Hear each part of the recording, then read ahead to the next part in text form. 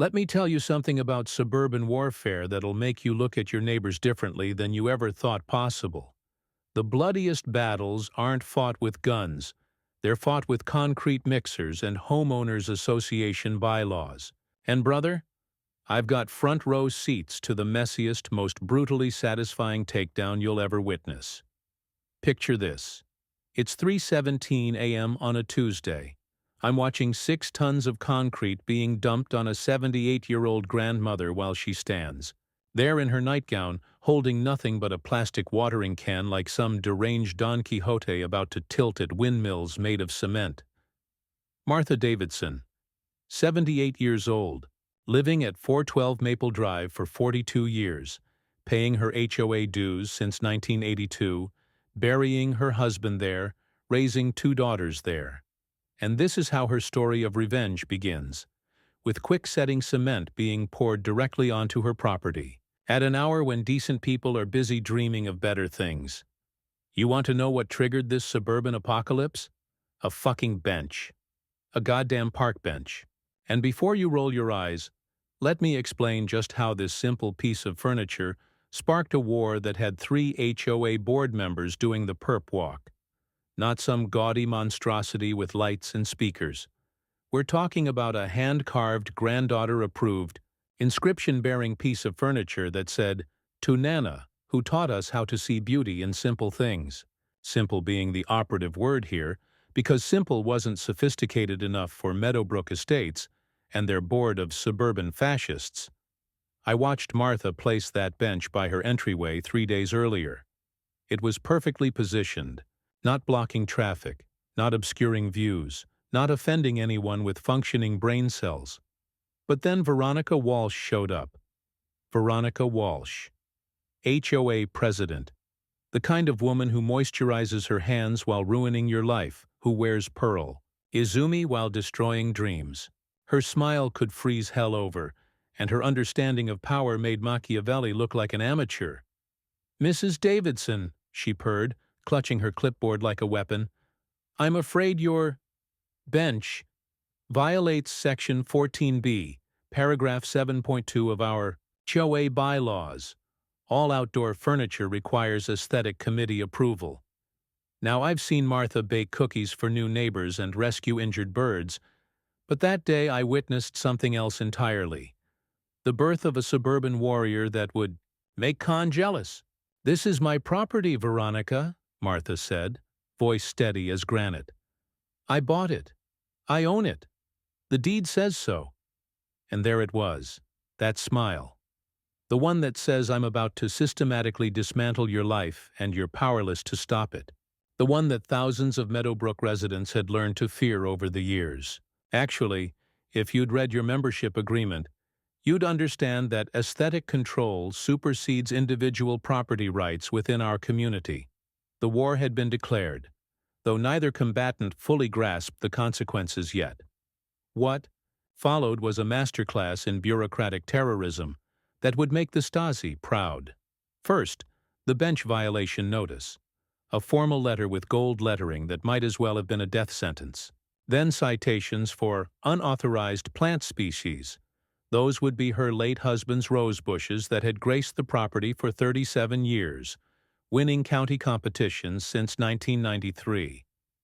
When Martha dared to challenge these decisions, claiming sentimental value and historical precedent, suddenly her perfectly maintained lawn was non-regulation height. I've got to admire the precision of the psychological warfare. 42 years of pristine lawn care, with clippings collected in regulation bags and edges trimmed to quarter-inch perfection.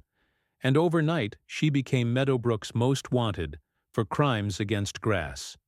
"They're trying to force me out," Martha confided one evening, as we sat on her now illegal bench watching the sunset. "They want to buy my property cheap, slice it up, and resell it for triple to developers. Paranoia?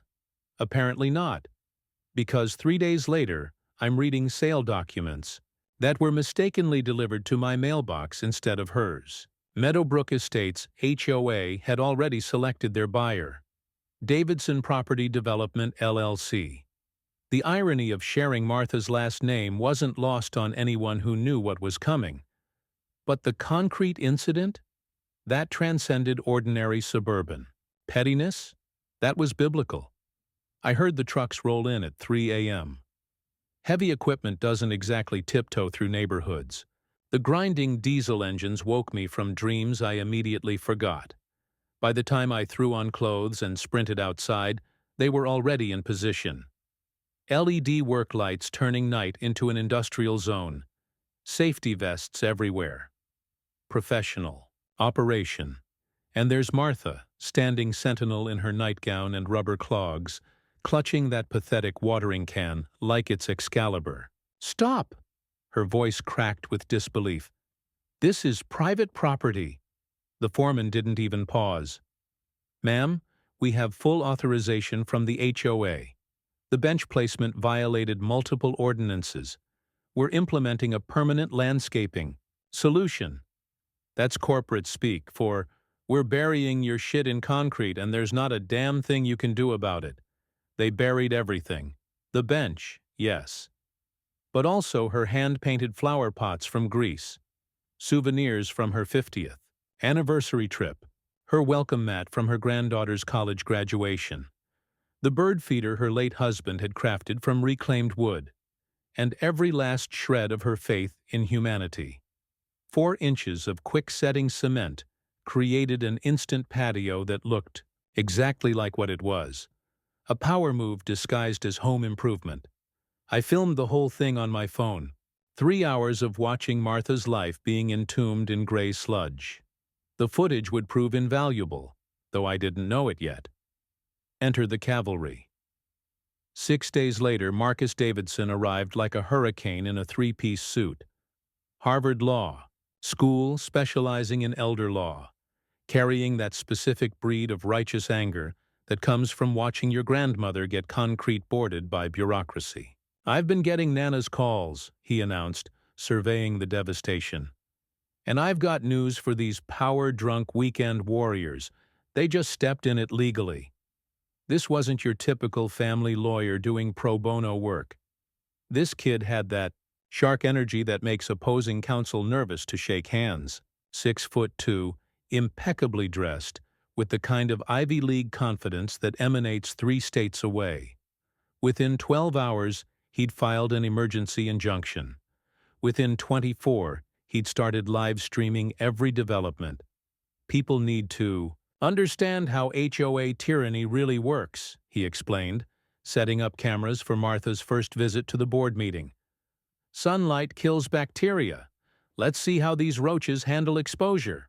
But before we dive into that first explosive board meeting, let me paint you a picture of Meadowbrook Estates, the perfectly manicured wasteland where dreams go to die. Established in 1965 as a planned community, Meadowbrook had transformed from a middle-class haven to an upper-middle-class fortress by the 2020s. 2,000 homes, 3 artificial lakes, a Tom Fazio golf course none of us could afford to play, and a community center that looked like a Greek temple designed by corporate architects. The board ruled with an iron fist wrapped in velvet bylaws. Veronica Walsh had served as president for 12 consecutive years, facing token opposition from residents too afraid to upset the status quo. Her 4 fellow board members were hand-picked yes men and yes women who rubber-stamped every decision she made. There was Harold Chen, the treasurer who made 6 figures managing the HOA's investments while simultaneously running his own property management company. Linda Pritchard, the secretary, who'd inherited her position from her mother and treated it like a hereditary monarchy. Michael Torres, the architectural review chairman, whose idea of aesthetic harmony was making every house look exactly the same. And finally, Sarah Goldstein, the newly appointed compliance officer, whose zealotry for bylaw enforcement made her the most feared figure after Veronica herself. These 5 had systematically driven out 18 elderly residents in the past 5 years, using tactics that ranged from nitpicking violations to outright harassment. Martha was number 19 on their list, but she'd proved to be the one who broke the machine. The live stream attracted exactly 7 viewers at first. Martha's friend from church, 2 of her former students, and Marcus's law school buddies. By the end of day 1, we had 47. By day 3, 20,000 people were watching suburban drama unfold in high definition. Marcus had set up 5 cameras. One focused on Martha, one on the board table, one capturing the room's reactions, one on himself as narrator, and a POV camera that showed documents and evidence in real time. Professional production value that made network news look amateur. The board meeting was architectural in its absurdity. Picture 5 middle-aged suburbanites wearing enough authority to run a fascist micronation, presiding from a folding table in the community center. The room smelled of fear, Old Spice, and that specific anxiety sweat that only comes from being caught doing something monumentally wrong. Veronica Walsh entered late, as power players always do, wearing a cream-colored pantsuit that probably cost more than Martha's monthly Social Security check. She wielded her gavel like a king's scepter, each tap demanding absolute silence. "We're addressing Mrs. Davidson's unfounded allegations," Veronica began, her voice carrying that specific condescension reserved for peasants who dare question. "Nobility," Marcus interrupted with the precision of a surgeon and the enthusiasm of a serial killer. "Unfounded? I'm holding the permit you used to justify this construction. It's for decorative landscaping work. Since when did midnight concrete pours qualify as decorative landscaping?" The shuffling feet of uncomfortable board members created a symphony of guilt. "Furthermore," Marcus continued, clearly enjoying himself, "I've discovered something fascinating. 3 of the 5 board members possess active real estate licenses. 3 individuals who've had recent contact with Davidson Property Development, LLC. The same company that's expressed keen interest in purchasing my grandmother's prime lot." You could hear jaws dropping before they hit the floor. Linda Pritchard's face drained of color so fast I thought she might pass out. Harold Chen suddenly found his notes extremely interesting. "Those are confidential records," Veronica stammered, the first crack appearing in her composure. "You can't possibly—" "Freedom of Information Act, Mrs. Walsh. Shall I continue reading their corporate communications?" The live stream chat seems quite interested. And boy, was the chat interested. Donations had already started flowing. $20 here, 50 there. A GoFundMe appeared overnight, managed by supporters who'd never met Martha, but recognized the universal language of bullying when they saw it. Michael Torres tried to shift the narrative. "This is about maintaining property values and community standards. One person's so-called freedom shouldn't compromise everyone else's investment." "Investment?" Marcus's voice dripped with venom. "Is that what we're calling forcing elderly residents from homes they've owned for decades? Investment?" Local news caught wind by day 4. The David versus Goliath narrative proved irresistible. Channel 7 sent their senior correspondent, Barbara Ming, who'd been covering HOA disputes for 15 years. She'd never seen anything like this. "The live stream element changes everything," Barbara explained to her viewers. "For the first time, we're seeing how these boards operate behind closed doors. The results are shocking." But the real bombshell came when Russell Kim, a resident I'd barely noticed before, raised his hand during public comment. "I need to confess something," Russell said, looking directly into Marcus's camera. "I used to serve on this board. I resigned when I discovered they were systematically targeting elderly residents whose properties were ripe for development. I have documentation." The room exploded. Veronica's gavel hit the table so hard it split down the middle. Poetic justice in particle board form. "This meeting is adjourned," she shouted, panic finally showing through the Botox. "Actually, no," Marcus said, camera still rolling. "State law requires a formal vote to adjourn. State Statute 54B-17. Please, Mr. Kim, continue sharing your experiences." Russell had kept detailed records, emails, recorded phone calls, handwritten notes from closed-door meetings. The dam had broken. They'd identify properties with elderly widows or widowers, Russell continued, voice shaking with guilt. People who'd lost spouses but loved their homes. They'd start with minor violations, escalating until the stress forced sales. Then board members' affiliated companies would make lowball offers. I couldn't be part of it anymore. Other residents materialized with horror stories that made Martha's concrete incident look like a gentle massage. Retired teacher Joyce Bennett had been forced to paint her house 3 times in 6 months because the shade was inconsistent. Each time she was fined $500 plus the cost of repainting. By the third go-round, she was using her retirement savings. Vietnam veteran Tom Harrison displayed his flag at quarterstaff after his brother's funeral. The board cited him for improper patriotic display and fined him $3,000. When he protested, that proper flag etiquette allowed this for mourning periods. They threatened to place a lien on his property. Double amputee Patricia Wong, who'd lost both legs in an industrial accident, was cited for improper vehicle parking because her handicap-accessible van extended 6 inches beyond the normal dimensions of her driveway. They demanded she concrete over part of her lawn to accommodate the van. When she couldn't afford it, they offered to do it for $20,000. The actual cost, $3,500. 82-year-old retired professor Benjamin Garcia was cited for unauthorized academic materials because he donated his extensive library to the community center but insisted on proper cataloging before installation. The board, wanting to clear space for a luxury coffee shop, had threatened to dispose of all 3,000 books unless he paid a $15,000 processing fee. Each story added fuel to the growing fire. Marcus documented everything, creating airtight cases for elder abuse and financial exploitation. The board fought back with the desperation of cornered animals. They attempted to countersue Martha for defamation and emotional distress. They threatened to dissolve the HOA entirely, leaving residents responsible for private road maintenance and utilities. They even hired Brandeis and Associates, a PR firm, known for crisis management, to reshape the narrative. But Marcus had prepared for every contingency. He'd subpoenaed security footage from neighborhood cameras, the kind of surveillance network these control freaks had installed to catch teenagers skateboarding after dark. The footage revealed a web of late-night meetings, envelope exchanges, and clandestine site visits.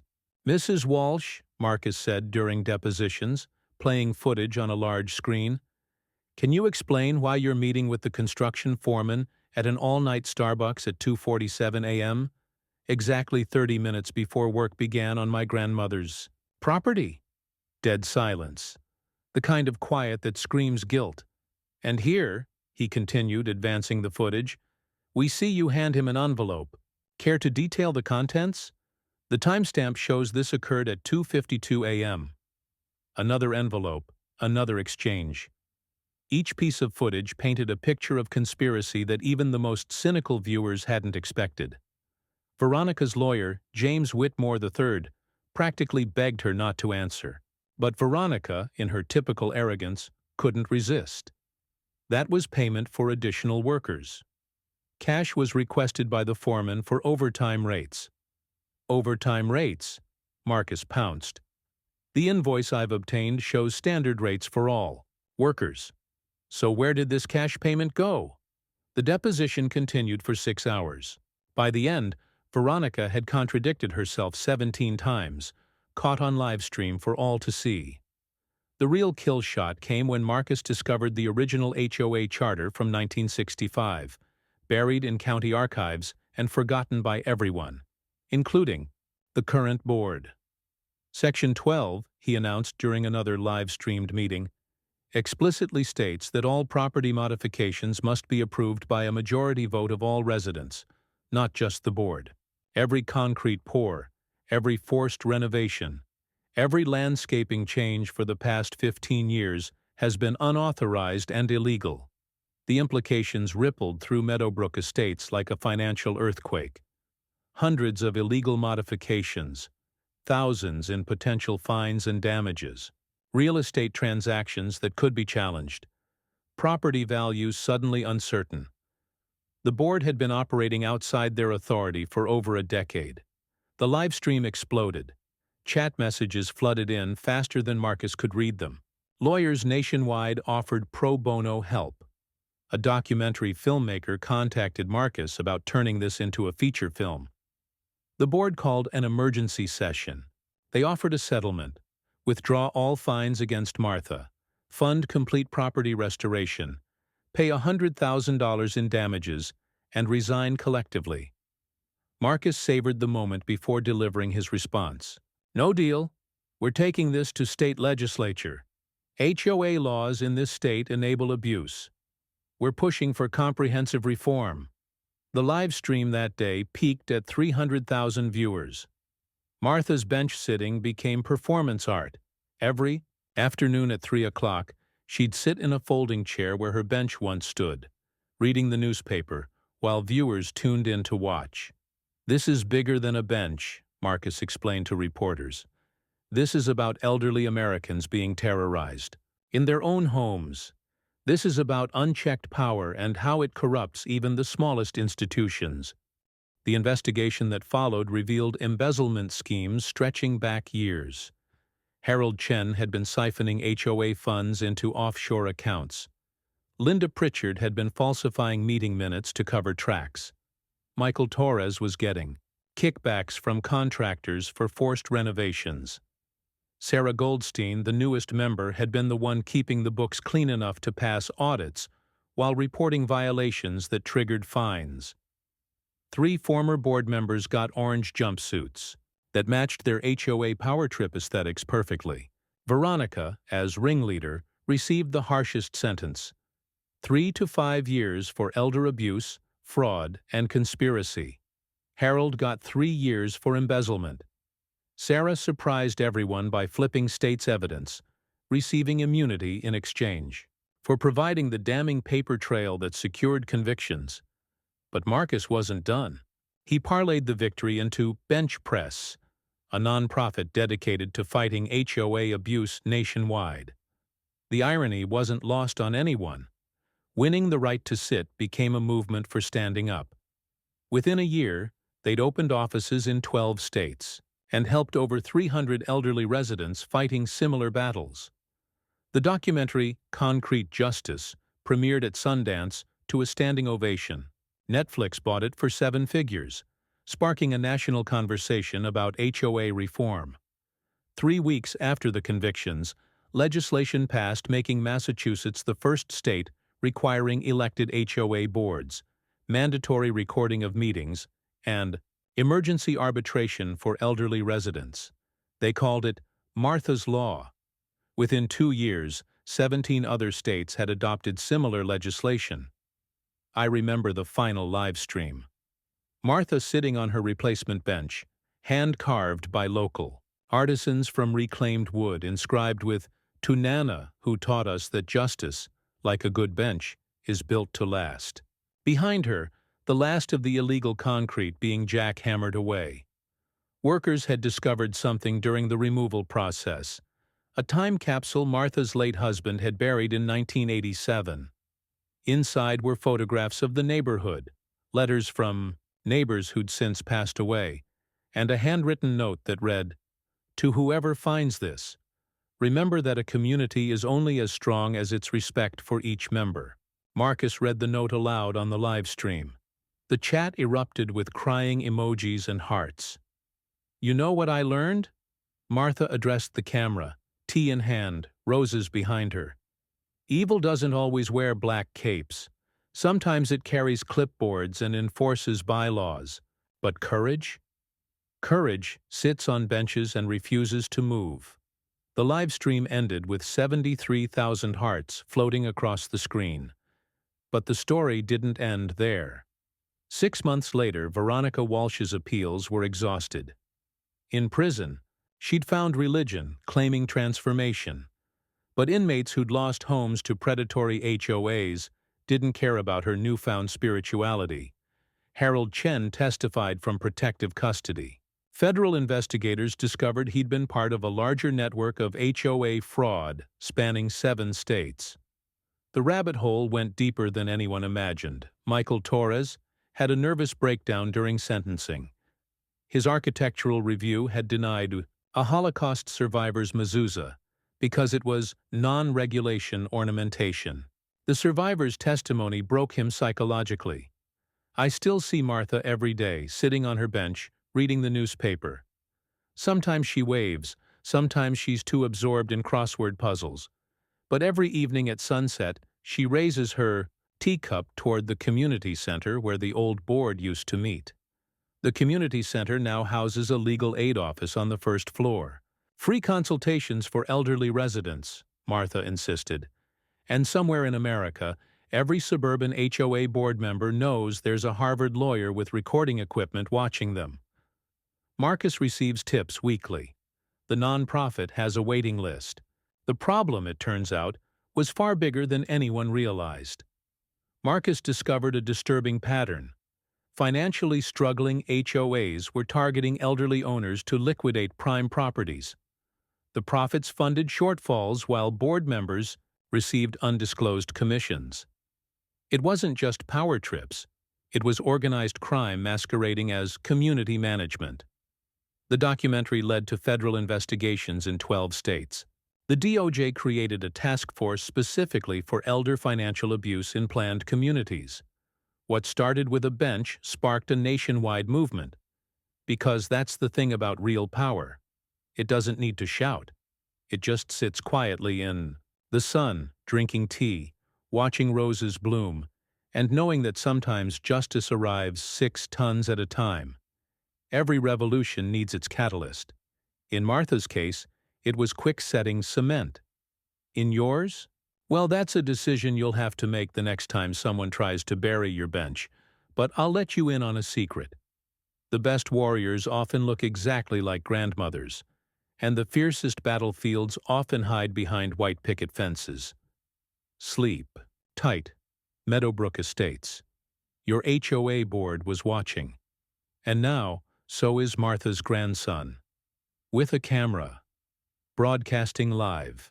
To a very, very angry internet. And if you're still unconvinced about the power of one person standing their ground, consider this. That bench Martha fought for. It's become a pilgrimage site. People drive hours to sit on it, to feel that same defiance that sparked a national movement. The neighborhood kids call it Grandma Martha's Freedom Bench. They've adopted her as unofficial guardian, ensuring no one ever messes with her property again. They've learned that heroes don't always carry shields and swords. Sometimes they carry teacups and knitting needles. And those roses, the unauthorized species that started the whole mess, they've been designated as the state flower of Massachusetts, Rosa Meadowbrook Defiance, bred specifically for suburban gardens, thriving in places where they're told they don't belong. That's how legends are born, not with earthquakes and floods, but with concrete poured in darkness and old women who refuse to move. Welcome to the new age of suburban justice, where every live stream is a potential revolution, every grandmother might be your next legal nightmare, and every bench could be the beginning of the end of the world as you know it. The concrete war ended. The bench war changed everything because that's the truth they don't want you to know. The scariest person in any neighborhood isn't the ex-Marine down the street or the lawyer on the corner. It's the grandmother who's had enough, and now you know why. Sweet dreams, America. Martha's watching, and she's not alone anymore. The aftermath rippled through American suburbs like a shock wave. Copycat cases emerged in Arizona, Florida, Ohio. Grandmothers across the country discovered their inner revolutionaries. Marcus's firm couldn't keep up with requests for representation. 2 years after the Meadowbrook verdict, I sat with Martha on her famous bench.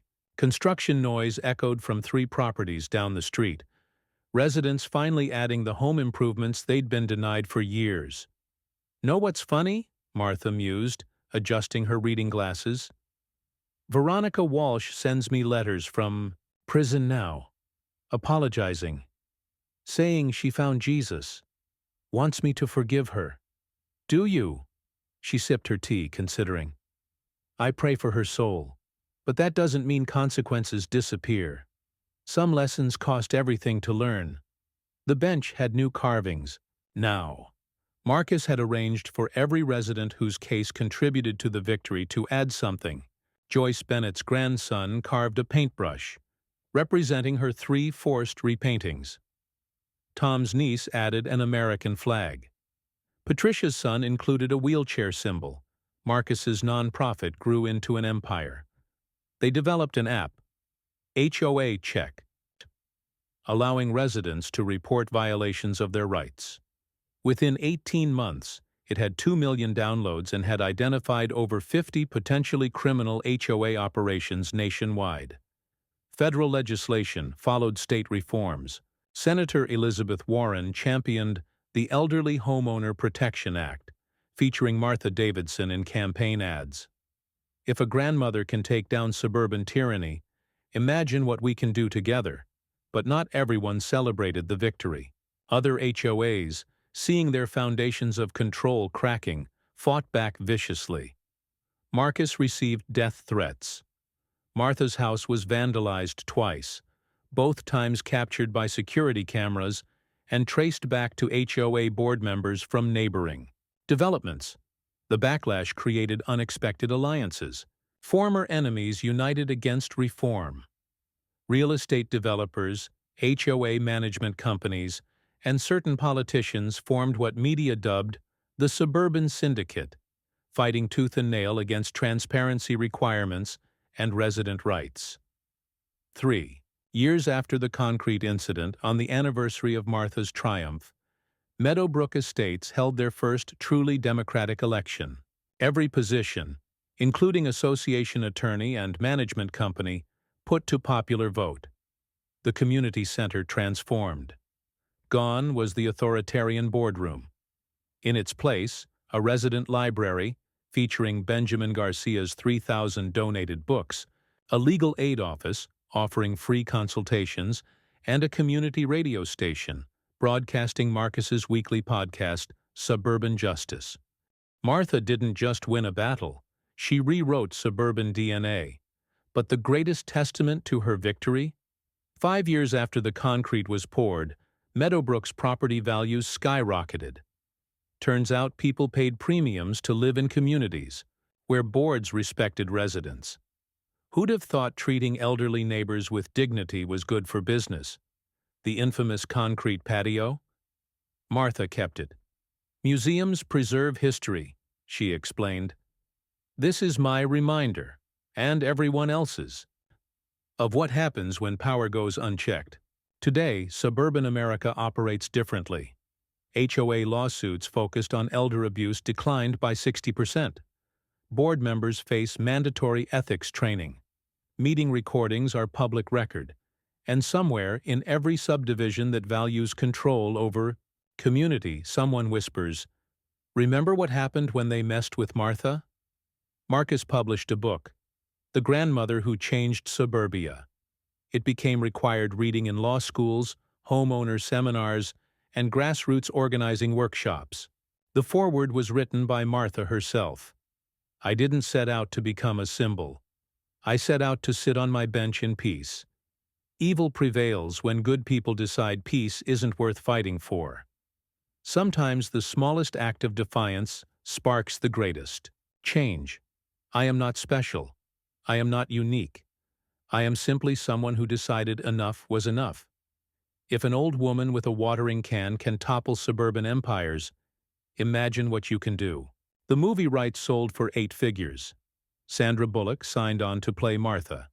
Tom Hanks as Marcus. Meryl Streep as Veronica Walsh. Hollywood saw gold in suburban rebellion.